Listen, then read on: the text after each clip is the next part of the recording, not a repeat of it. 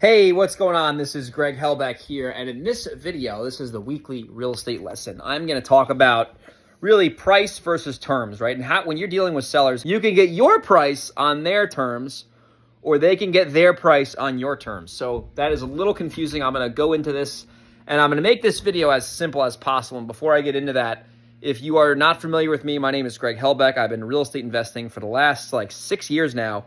And I've done well over 120 deals. I've done deals all over the country. So this lesson is coming from the trenches. This is not coming from a textbook. This is not coming from any theory. So anyway, let me just get into this. If you're interested in doing more deals with me or getting coached by me, send me an email, greg@velocityhousebuyers.com.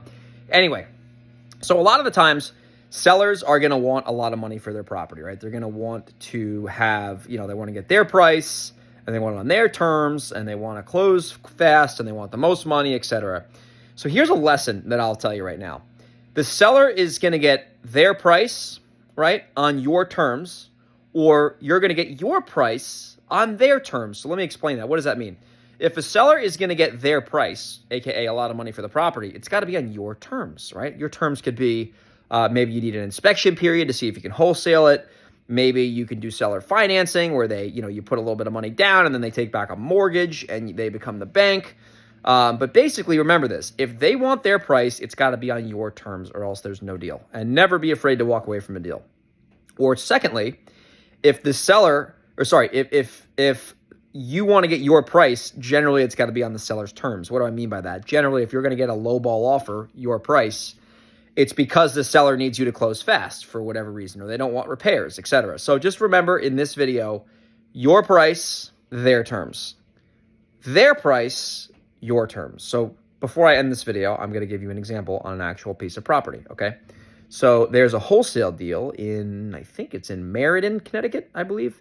And the seller was stuck on their price. They needed $153,000 to sell their property, okay? And it was at that number. It was maybe a deal, but we didn't know for sure. So Brett on my team told the seller, if you want your price, we're going to need our terms. And in this case, it was a contingency period. So we told the seller what our intentions were, and we were like, listen, if you're stuck on the 153, I get it, but we need to have a 10-day inspection period to, number one, inspect the property, and number two, potentially sell it to a buyer for a profit. So if you're cool with those terms you just mentioned, inspection period, and maybe sell it to a buyer, we have no problem giving you your price. Sure as shit, he agreed to that. We ended up getting a buyer for 170. We're going to make about $17,000 on that deal when it's all said and done. So remember, their price, your terms, your price, their terms.